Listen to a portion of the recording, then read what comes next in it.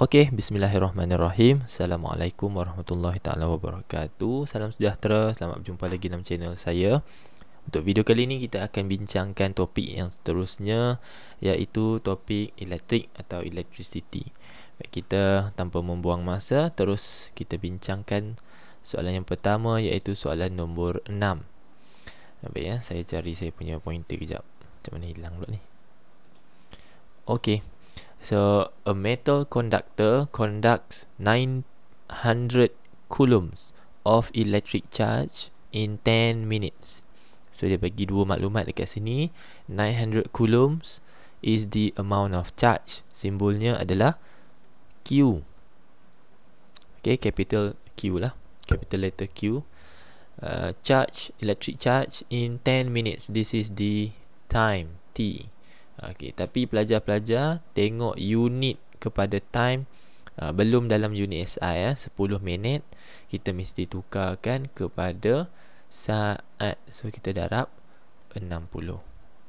So actually our time will be 600 seconds, bukan 60. Bukan 10. Okey, sorry. Right, soalan suruh cari calculate the current flowing. So soalan minta awak cari I sama dengan apa? Tengok kepada maklumat yang awak telah peroleh. Cuba kita tengok maklumat apa yang awak dah peroleh. Yang pertama, awak sudah ada Q dan juga T. Diminta cari I.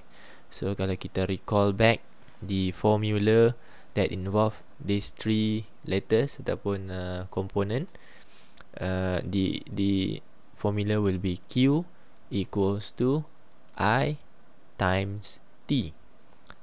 So in order for you to calculate I, you rearrange the formula into ataupun to Q divided by T. Alright, Q kita substitute now is 900 divided by T is 600. So 900 bahagi 600. Tekan kalkulator. 900 bahagi 600. Awak akan dapat jumlah arus yang mengalir adalah sebanyak 1.5 ampere. Okey, setengah daripada soalan juga memungkinkan awak mengguna satu lagi formula, yakni formula yang pertama, Q equals to IT. Kadang-kadang ada juga soalan minta guna formula Q sama dengan NE. N is number of charge, E adalah charge of electron. Okay, boleh tengok dekat kalkulator awak lah. Boleh tengok dalam video-video yang sebelum ni, saya ada tunjuk contoh penggunaan formula nombor 1, nombor 2 atau kedua-duanya sekali. Kadang-kadang kita tak diberi maklumat Q. Boleh juga kita gabungkan, iaitu IT sama dengan NE. Mungkin juga sebab both formula number 1 and formula number 2 is Q equals to. Jadi kalau kita equate kan, kita samakan kedua-duanya, kita dapat nombor 3. Depends on the question lah. Awak cari-cari maklumat dalam soalan, kemudian awak tengok ada simbol apa, tengok suaikan mana formula yang perlu awak guna. Question number 7.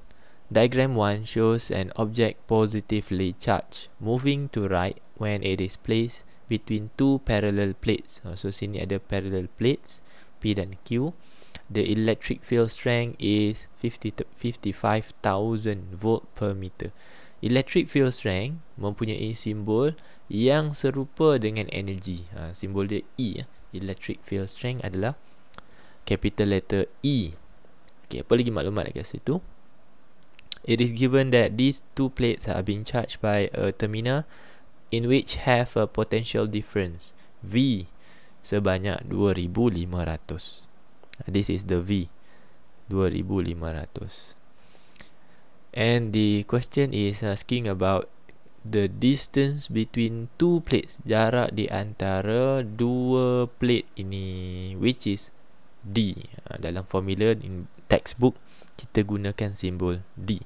So what is the relationship between those three three symbols here, E, V dengan D, apakah hubungan atau formula yang melibatkan ketiga-tiga simbol yang kita sedang bincangkan? The answer will be E, electric field strength, equals to the potential difference between two plates divided by the distance between the two plates.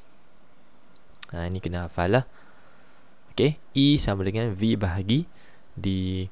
So you are now to find D. Awak nak cari D kan, jarak di antara dua plate. So V bahagi E. Senang je. Kalau dah tahu memang senang lah. Right, your V is 2500 divided by E 55,000. Okay, tekan calculator untuk dapatkan jarak di antara dua plate. So should have 0.045 meters. Mesti dalam unit meter. Okay, so the answer will be B. Next, question number 8. This is actually number 8. Tadi number 7, number 8 dia ada typo sikit kat situ. Alright, question number 8. A radio label 240 volt. So yang ni kita boleh classify the information. Sorry saya terlebih pula kat situ. Padam sikit nanti. Alright, so classify 240 volt as a V, potential difference, and 7 ampere, which is the amount of current flowing, was turned on for 30 minutes. This is your information for time, but the time is in minutes. So you should multiply 30 with 60 to get your time in seconds. 6 kali 3, 18 tambah 20.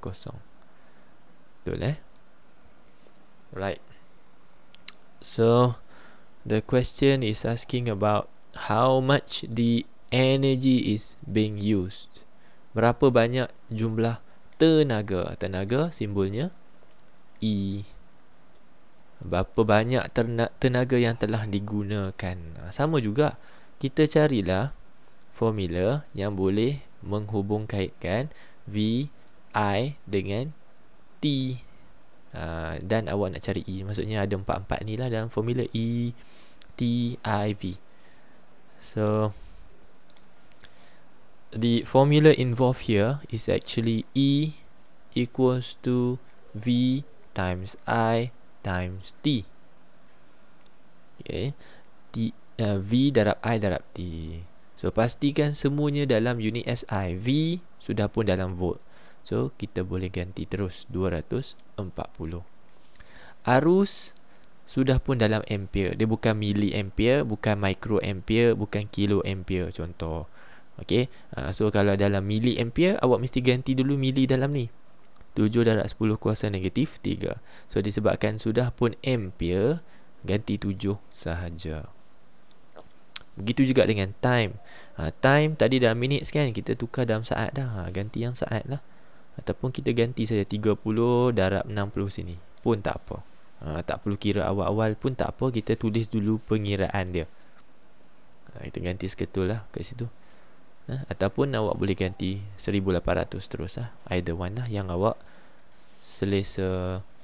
So tekan calculator. The energy that you should be getting here is 3024000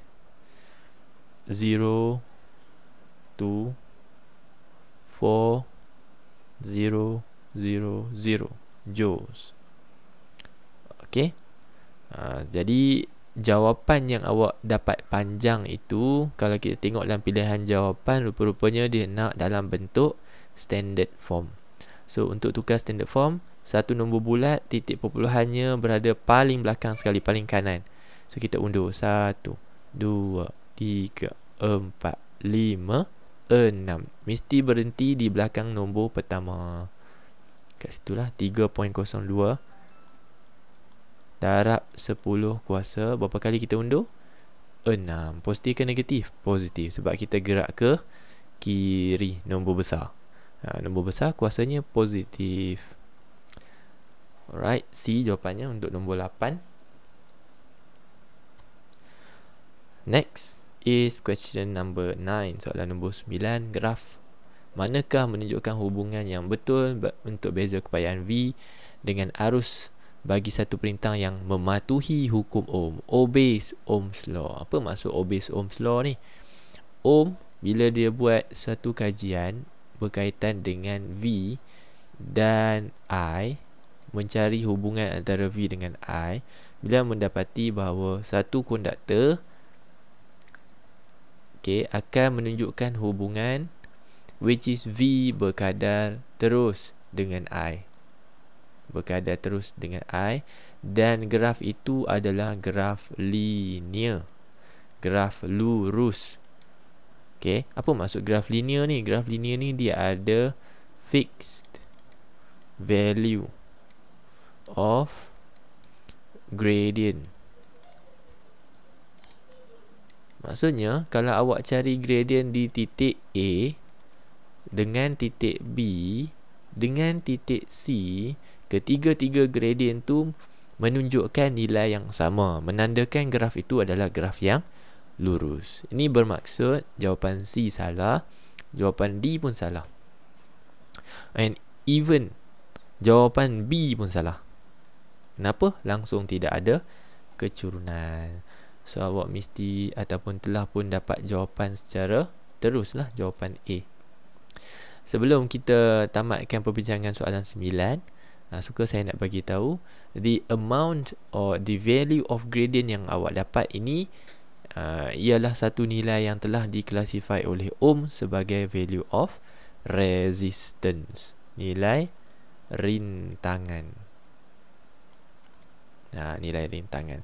So graf V melawan I, kalau awak cari gradient dia, awak dapat nilai rintangan. So untuk satu resistor yang mematuhi hukum Ohm, nilai rintangannya sentiasa malar. Dalam bahasa Melayu kan, fixed value, constant, malar. Nilai gradient nilai rintangannya sentiasa malar. Kat sini dapat 2, B mesti 2, C mesti 2. Ni antara konsep dalam hukum Ohm. Ada tak konduktor ataupun bahan yang tidak mematuhi hukum Ohm? Ada. Contohnya tungsten. Tungsten tidak mematuhi hukum Ohm. Yang mematuhi hukum Ohm contohnya apa? Copper.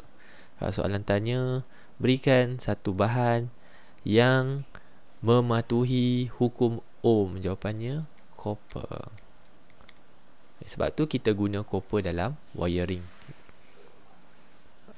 Alright, nombor 10, masih lagi graf V melawan I. Awak tengok dekat sini, kalau saya mark dua tempat, here and here. Saya kata ni titik A, sini titik B, dan saya buat segitiga bersudut tegak untuk saya tunjukkan pada awak kecerunan pada point A dan point B. Tunggu saya tak tegak pula dah. Sorry saya ada difficulty untuk buat sudut segitiga, sudut tegak yang tepat ni.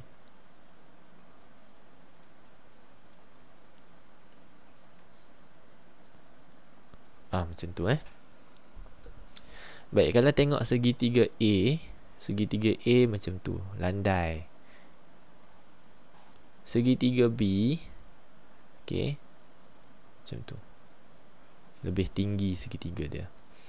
Baik, tempat yang perlu awak fokus sekarang adalah bahagian hypotenuse. Tengok bahagian hypotenuse sahaja. Hypotenuse ni hypotenuse untuk A, dan ni hypotenuse untuk B. Apa beza hypotenuse A dengan hypotenuse B? Jawapannya, hypotenuse B lebih tinggi daripada hypotenuse A. Ataupun dalam bentuk, kita nak bincang dalam bentuk kecerunan B lebih besar dari kecerunan A. Okey, dalam bentuk kecerunan lah. Tengok ni kecerunan ni. Yang ni kan landai je, sini lebih cerun. So, apabila kecerunan B lebih besar daripada kecerunan A, itu bermaksud rintangan di kawasan B lebih besar daripada rintangan di kawasan A. Apa berlaku kepada rintangan? Mula-mula rintangan rendah. Selepas kita salurkan lebih banyak arus untuk mengalir, maka rintangan makin lama makin tinggi. Is it fixed? Is the value of resistance fixed? The resistance value is not fixed. Okey, tidak malar. Itu menandakan ianya bukan konduktor, ianya tidak mematuhi hukum Ohm, ataupun kita panggil non-ohmic conductor. Does not obeys Ohm's law. Tidak mematuhi hukum Ohm. Hukum Ohm kata apa? Nilai rintangan sentiasa malar. Okey, ataupun hubungan V dengan I adalah berkadar terus, yang akan menghasilkan satu graf linear yang rintangannya sentiasa malar. Tapi dalam soalan nombor 10, bila awak tengok, dia punya kecerunan mula-mula landai, mula-mula kecil, tiba-tiba besar. Itu bermaksud rintangannya berubah. Bila rintangan berubah aja, awak kena tahu ia tidak mematuhi hukum Ohm dan dikenali sebagai non-ohmic conductor. Baik, nombor 11. Nombor 11 ni gabungan beberapa konduktor dalam satu graf. Masih lagi graf V melawan I. Tetapi ada 4 material, ada sebahagiannya mematuhi hukum Ohm. Kalau saya tanya awak, which of these PQRS element or conductor obeys Ohm's law? Mana satu, ataupun yang manakah yang merujuk kepada mematuhi hukum Ohm? Jawapan sepatutnya awak bagi adalah P dan juga R. Kenapa? Kerana kedua-duanya mempunyai graf linear. Okey, so graf linear mematuhi hukum Ohm. Q dengan S is ataupun are the conductor that does not obey Ohm's law. Tengoklah graf dia tu. Okey, tidak linear. Saya harap boleh faham lah tu beza antara dua tu. Okey, soalan tanya apa? Untuk soalan 11, which conductor has highest resistance? Baik, macam mana saya tentukan nilai rintangan tadi? Saya tentukan nilai rintangan, mana besar, mana kecil, semuanya berdasarkan kepada kecerunan graf, gradient of the graph. So, the higher the gradient, the higher the resistance. Lebih besar suatu kecerunan graf, lebih tinggi nilai rintangan konduktor tersebut. So, kita tengoklah graf mana yang paling cerun. Graf mana yang paling cerun? Jawapannya mestilah P. Nampak dia yang paling tinggi kecurunannya. Ni kalau ni bukit, P lah bukit paling cerun sekali. S paling landai sebab dia duduk paling bawah kan. S paling landai. S rintangan paling rendah. P rintangan paling tinggi. Okey. 21. What is the similarity of electromotive force, EMF? Kadang-kadang soalan dia bagi ataupun simbolnya kita guna E macam tu, E gulung, EMF, and potential difference. Dia minta similarity. Okey, EMF dia ada contohnya unitnya dalam volt. Begitu juga dengan potential difference juga dalam unit volt. Dia mempunyai unit SI yang sama. Mempunyai unit SI yang sama. Okey. DGE ni apa? Ataupun elektromotif ni apa? Kalau awak beli bateri, katalah awak beli bateri dry cell yang macam ni bentuk dia kan. Katalah jenama apa. Kemudian dia ada label kat situ. 1.5 volt. Okey, yang di label pada bateri tu sebenarnya bukan potential difference, bukan V. It is actually the amount of EMF, nilai daya gerak elektrik. It is the energy. Ini sebenarnya 1.5 volt ni adalah tenaga yang diberikan, given to charge, which is refers to electron to move. Okey, sebenarnya ia adalah satu jumlah tenaga yang diberi kepada charge, iaitu elektron, supaya mana elektron tu boleh bergerak. Bila elektron boleh bergerak, barulah ada arus dalam litar. Jumlah tenaga ni lah yang diberi kepada elektron. Kalau lebih besar EMF yang terlabel di sini, lebih besarlah tenaga yang diberi kepada elektron. Okay, of course ini bukan definition yang lengkap. Saya cuma nak bagi idea saja. Right, 22. So untuk kita menentukan nilai electromotive force, kita ada setup of experiment. Awak kena tahu EMF is all about battery or dry cell. Okay, dry cells.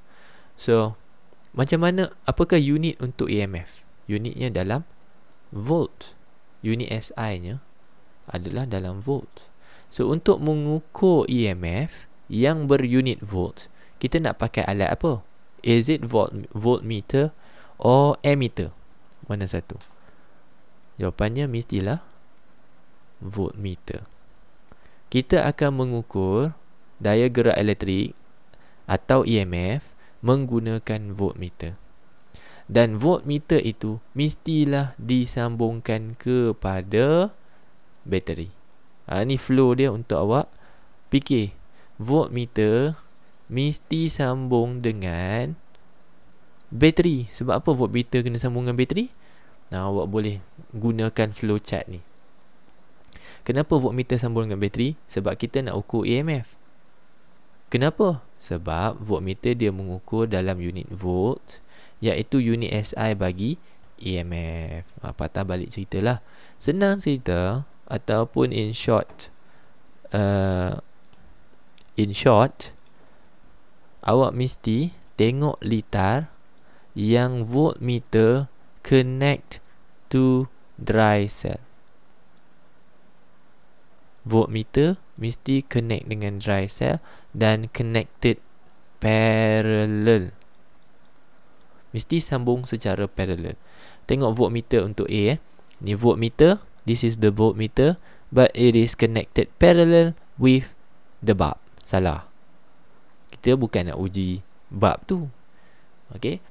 So B pun sama. Tengok voltmeter sambung siri ammeter pula dah. Salah juga. How about C? Voltmeter here connected parallel to dry cell. Okay. Kemudian ada ammeter connected series. Okay. Calon jawapan ni.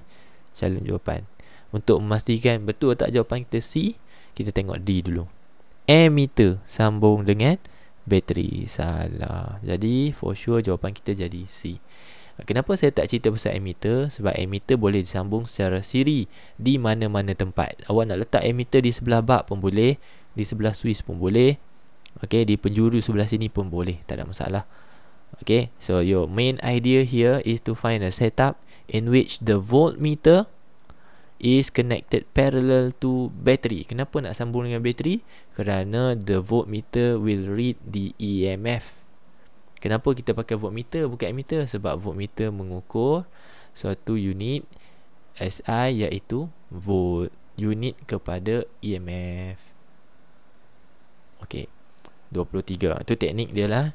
Lain cikgu mungkin lain teknik lah. Itu Mungkin teknik saya suka approach tu. Alright, 23 rajah 9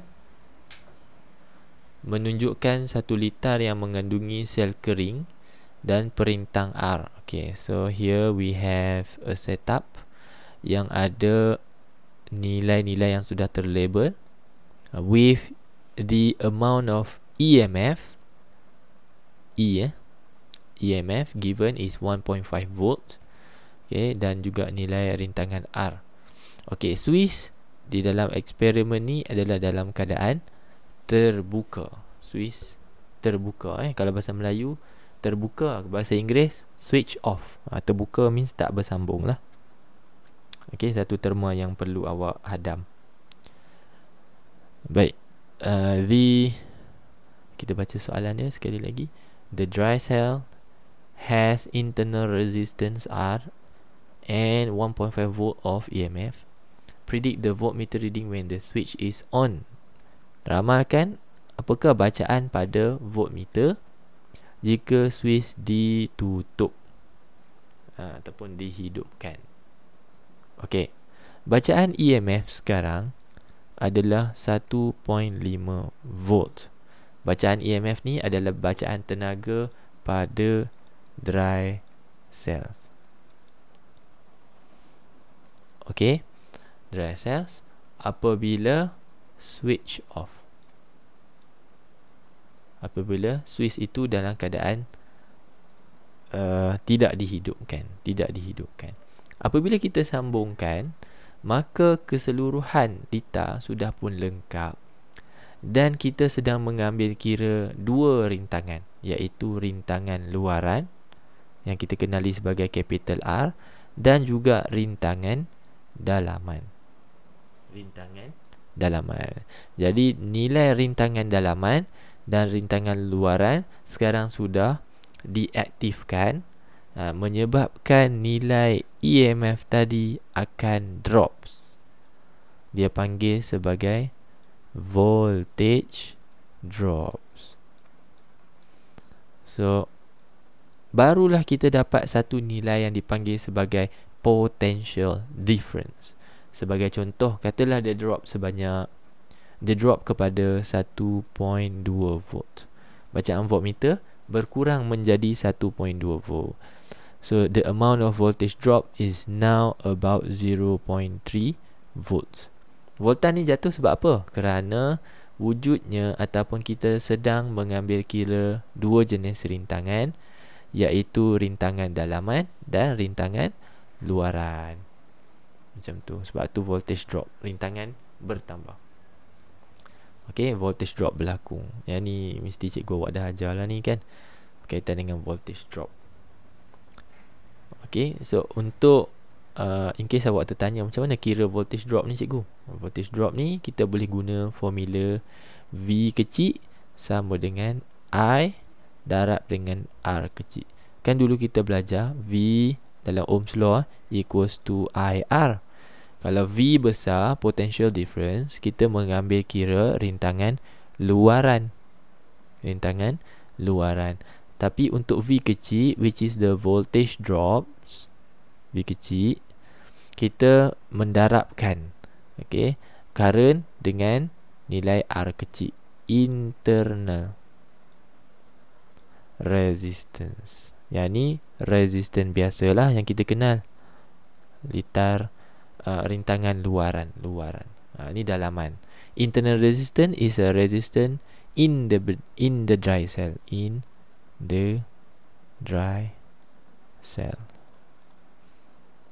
Kalau tajuk ni awak tak kuasai, saya minta tolong sangat pergi tengok dekat playlist yang awak sedang tengok ni. Saya memang ada buat video khas untuk menceritakan apa itu internal resistance dan juga electromotive force.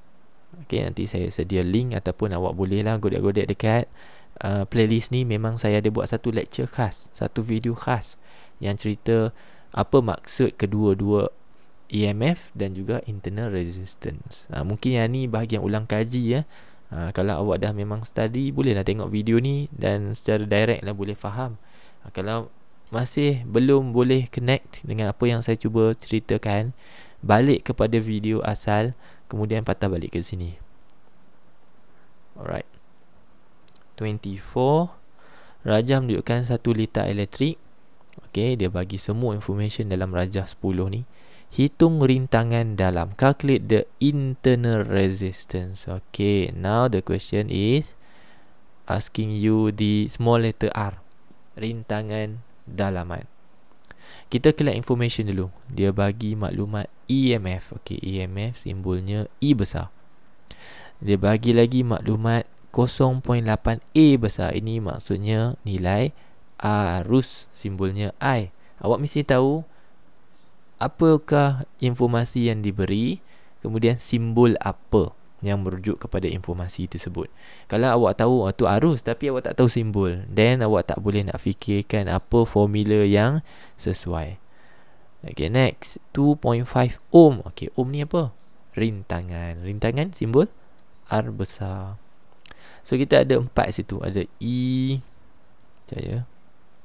Kita ada EMF, ada arus, ada resistance dan juga resistance, internal resistance. Apa formula yang sesuai? Sama jugalah kalau awak tak boleh nak record formula, tolonglah pergi kepada video lecture sebelum awak selesaikan soalan-soalan ni.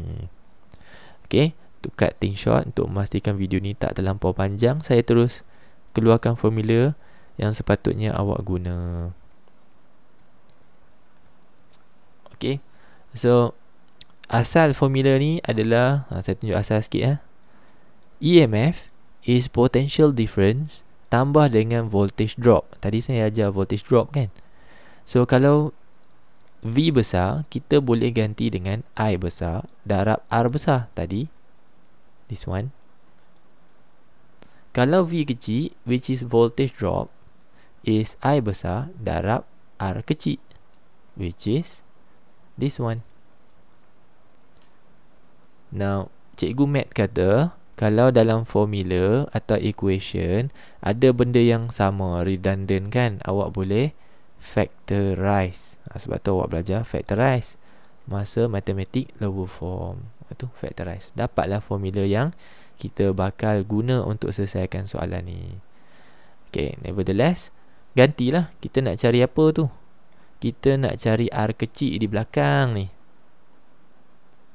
R kecil kita dekat sini. Kita nak cari yang tu. Okay, ganti nilai. Ganti nilai. EMF berapa? 3. Arus berapa? 0.8.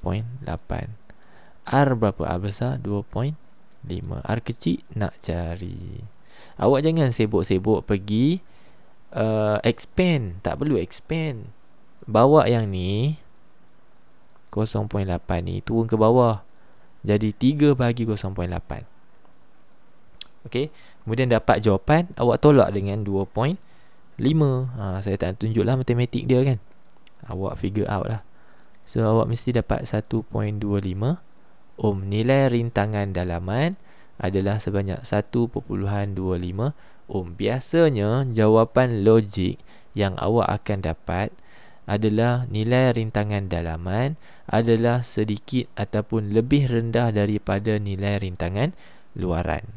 Logical way lah. Okay, 25. Rajah menunjukkan iron with power rating. Okay, power rating 240 volt 500 watt. Okay, suka untuk saya ingatkan How do you explain this power rating? Okay, kalau soalan minta define apa maksud power rating ni, awak kena define macam ni So the energy given out by this iron is 500 joules, okay, in 1 second. 1 second 500 joule kan 500 watt kan. Awak kena tukar kepada tenaga. Jumlah tenaga yang dihasilkan adalah 500 joule dalam 1 saat when it is connected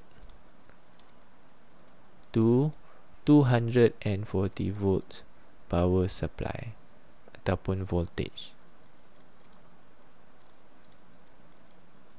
So komponen yang awak perlu ingat di sini adalah 500 watt itu awak tukar kepada 500 joule dalam 1 saat. Kemudian macam mana nak hasilkan 500 joule dalam 1 saat tu? Syaratnya mestilah bersambung dengan power supply yang nilai voltannya ataupun potential difference-nya adalah 240 volt. Okey. Kalaulah soalan tu diubah sikit. Awak ni kadang-kadang kita ajak tahu je, ubah sikit dah pening. Katalah dia bagi 70 watt 50 volt. Apa maksud power rating ni?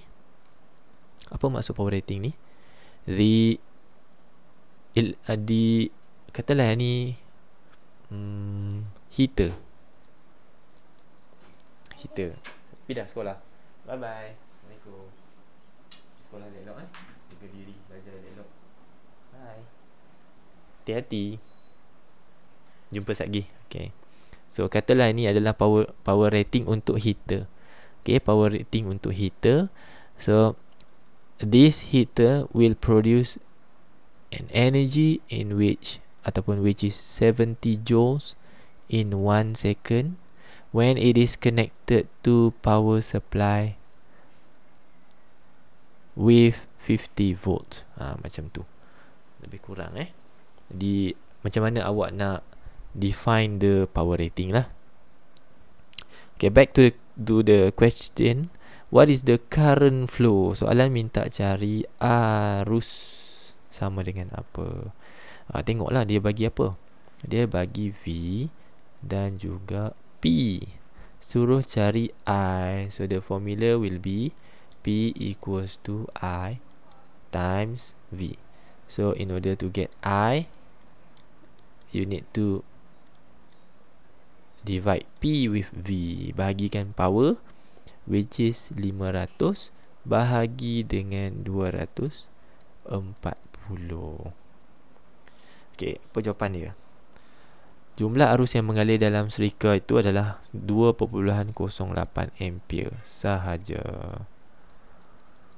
Apa pentingnya kita tahu jumlah arus yang mengalir di dalam serika ni?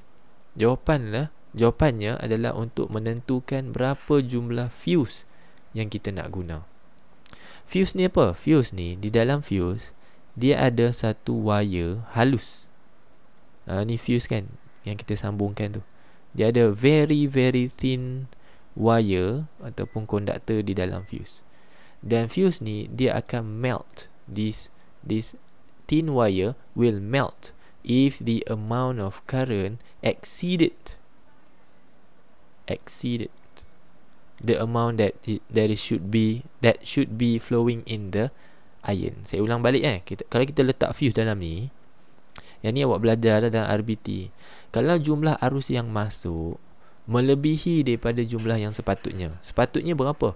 Sepatutnya 2.08 dan kurang daripada itu. Kalau jumlah arus tu katalah yang mengalir masuk tiba-tiba menjadi 5 ampere. Apa berlaku? This wire here will melt, menyebabkan litar terputus, connection tidak bersambung dan setrika tidak berfungsi. Kenapa setrika tidak berfungsi?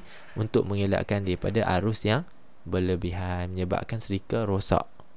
So it is a safety lah, macam satu bentuk safety supaya setrika tidak rosak. Fuse saja kita tukar. Setrika awak tak rosak awak cuma pergi dekat kedai minta tukarkan fuse. Okey, penting So jumlah arus yang kita dapat menentukan berapakah jumlah fuse yang kita patut guna. So the value ataupun rating of a fuse must be slightly higher than the value of current. Katalah jumlah arus yang sepatutnya mengalir adalah 2.08, awak punya fuse mestilah slightly higher nilai dia. Contohnya awak boleh pilih 3 ampere sebagai rating kepada fuse yang awak patut guna. Slightly higher means sedikit tinggi Jangan terus ambil 7, sebab nanti kalau mengalir 5, awak punya fuse masih lagi belum melt, sebab dia akan melt dekat 5. So awak ambil slightly higher saja, bukan over the top, bukan terlampau banyak. Okay, nanti ada satu soalan lain yang kita akan bincang ni semula. Alright, nombor 28. Which of the following electrical appliances uses most energy? Okay, macam mana nak cari energy? Energy equals to V darab I darab T. Okay, yang ni kita boleh cari tenaga menggunakan formula ni. Tapi maklumat dalam soalan kita ada V, dan nilai V dia semuanya sama. Okay, kemudian kita ada P, dan juga kita ada T. So bila ada P dengan T, kita juga boleh guna formula P darab T. Lebih sesuai lah. Benda sama je. Kalau awak nak guna atas ni, awak terpaksa cari pula nilai current yang mengalir. Nilai current yang mengalir, awak boleh guna P dengan V ni untuk cari current. So kenapa kita nak buat jalan yang susah, sedangkan kita ada formula yang lebih direct. So pakailah E sama dengan P darab T. Cari satu-satu. So energi untuk jawapan A adalah 200 powernya darab dengan time 3 jam. 3 tukar pada minit darab 60, tukar pada saat darab 60. Tu dia. That is how much. So awak akan dapat 2160000 joules. Okay. So saya terus bagi jawapan. Awak kira tau. Saya bagi jawapan. Untuk B, awak akan dapat 1,800,000 joule. Untuk C, awak akan dapat 180,000 joule. Untuk D, jumlah tenaganya adalah 540,000 joule. So dia kata most energy. Jawapannya adalah A. Okay, 29, soalan nombor 29. 3 ampere current. Okay, ni current, simbolnya I, flow through a lamp with filaments resistance of 5 ohm R. Calculate the power generated P. Apa hubungan P I dengan R? Jawapannya P equals to I square R. Okay, jadi kita nak cari P kan. I square is 3 to the power of 2. Kita darab dengan 5. Dapat jawapan. Berapa jawapan dia? 45 watt. Simple. Kadang-kadang soalan bagi awak V, potential difference. So awak boleh pakai V square tapi bahagi R. Sama ada yang ni atau yang ni. Boleh menyebabkan awak jumpa ataupun dapat nilai kuasa, power. Soalan terakhir. Raja menunjukkan sebuah electrical fryer that has power rating this much. Tengok. Cuba awak uji pemahaman awak. Apa maksud power rating ni? 1300 watt ni nak buat macam mana? 1300 joule tenaga dalam 1 saat. Okay, apabila disambungkan dengan power supply bernilai 240 volt. Okay. So soalannya apa? You are required to modify the electrical fryer so that the food can be cooked faster. Ni dalam exam highlight lah. Dia nak mission awak adalah supaya boleh masakan tu masak cepat dan selamat, safely to use ataupun safe to use. In your explanation gives emphasis to the heating element. Okay, yang ni dia bagi point kat awak ni. Heating element nombor 1. The coil for the heating element 2. The number of the blades 3. The density of material 4. And the suitable fuse use 5. Semua 5 point sudah diberi. Cuma awak kena modify dan berikan sebabnya. Ingat je pelajar, tolong buat dalam table. Okay, tolong buat dalam bentuk table. Of course kat sini saya mungkin sedikit suka nak buat table, tapi saya cuba. Saya lupa nak buat satu slide extra untuk tuliskan jawapan, tapi tak apa. Okey, nak habis dah ni soalan terakhir So bersabar, bawa bertenang. Soalan modification, soalan essay tolong buat dalam table supaya awak pun boleh check berapa point yang awak dah buat, dan pemeriksa pun boleh menanda dengan selesa lah. Menanda dengan selesa. Alright, 2 kolom dekat situ. Kolom yang pertama awak akan isi dengan tajuk modification. Sorry kalau tulisan saya buruk. Modification. Yang sebelah sini adalah reasons. So modification yang pertama adalah daripada point yang pertama, which is the heating element.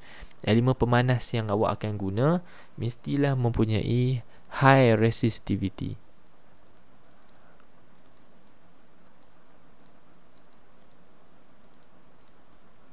Okey, mempunyai resistivity yang tinggi. Apa maksud resistivity yang tinggi? Contohnya bahan seperti tungsten. Tungsten ni nilai rintangannya besar. Disebabkan resistivity-nya tinggi, maka rintangannya besar. Apa sebab awak pilih satu material yang rintangannya besar? Produce ataupun generate more heat, menghasilkan haba yang lebih besar. Sebab kita nak dia masak cepat. Itu tujuan dia. Kalau haba tu kecil, bila tahu nak masak awak punya masakan. Poin yang kedua iaitu the coil of heating element. Okay, so number of coil mestilah banyak. More number of coil, mestilah digulung banyak. Dengan menggulung banyak, maka wire yang awak guna tu adalah satu wire yang lebih panjang. Bila wire lebih panjang, maka rintangannya lebih besar. Dan of the same reason lah, menghasilkan haba yang lebih banyak. Poin yang ketiga, jumlah bilah kipas, number of blades, mestilah more. Samalah, more number of blades. Kenapa? Untuk regulate the heat better. Haba yang kita bekalkan berada di kawasan elemen pemanas di atas ni. Dan barangkali kalau kita tak gunakan kipas, ataupun kipas kita ni bilahnya sikit, haba yang kita bekalkan hanya akan naik ke atas. Kerana udara yang panas ataupun haba adalah kurang tumpat. So kurang tumpat, udara tu akan naik ke atas. Masakan kita letak kat mana? Makanan kita letak dekat bawah. Yang kita nak masak tu kat bawah. Nanti haba tu tak sampai, atau barangkali sampai di atas saja, tak sampai kat bawah. So kita guna fan dan bilah fan yang banyak untuk pastikan haba tu sampai dan boleh masak makanan dengan rata lah, dengan sempurna. Right, the second last point is the number of blades dah selesai. The density of material. Material yang kita nak guna untuk fryer ni mestilah low density. Reasonnya adalah supaya ringan, lighter. Kita tak nak lah kita punya air fryer kita ni berat. Okay, tak gunalah kalau berat. So low density, ringan, simple. Last one, fuse. Okay, berapakah jumlah fuse yang kita sepatutnya guna? Yang ni kita boleh guna cara tadilah. Macam mana kita nak cari jumlah fuse, ataupun kita nak tahu berapa fuse yang kita nak guna? Kita carilah nilai arus. Berapa nilai arus yang sedang mengalir di dalam air fryer ni? So ini kita ada V, kita ada P. Boleh pause video ni, cari dulu arus menggunakan formula ini. Formula ni. Cari dulu. Okay, awak pause. Kalau habis awak pause, awak dah dapat jawapan, awak play balik video. Okay, nilai arus yang awak dapat mestilah hasil daripada P bahagi dengan V, kan? So powernya 1300 bahagi dengan V 240. Sepatutnya nilai arus yang awak dapat adalah 5.42 ampere. This is how much current that is flowing in the air fryer. Berapa jumlah fuse yang kita nak guna? Ingat tipsnya apa pelajar? It must be slightly higher. Slightly higher. So kalau dapat 2, slightly higher is 3. Kalau kita dapat 5, oops, laju pula. Kita dapat 5, what is the value of slightly higher than 5.42? The answer will be 6. So 6 ampere fuse. Okay, reasonnya adalah because the current flowing in electrical fryer is tulis balik lah 5.42 ampere. Awak tak perlulah. Kalau awak nak explain pun boleh, awak nak explain further pun boleh. So I'm choosing the rating for fuse which is slightly higher than the amount of current flowing in the electrical fryer. Boleh slightly. Ingat keywordnya adalah pilih fuse yang slightly higher. Slightly higher. Ingat, kalau dapat 2 current dia, pilih 3. Dapat 4, pilih 5. Dapat 6, pilih 7. Slightly higher, not over the top higher. Bukan terlampau besar. Contohnya dapat 2, pilih 7. Mana boleh. Nanti kalau arus 5, dia masih lagi tak melebur. Okay, sebab kita punya power rating 7. Bukan power rating, fuse rating 7. Slightly higher. Tolong ingat. So I guess that's it untuk video kali ini. Saya harap bermanfaat. Semoga awak boleh ambil manfaat ini, boleh bantu awak untuk jawab final dan memungkinkan awak dapat satu result yang baik lah. Okay, saya doakan awak semoga berjaya. Teruskan berusaha. Terima kasih. Doakan saya. Okay, doakan saya. Terima kasih. Jumpa lagi. Assalamualaikum. Bye bye.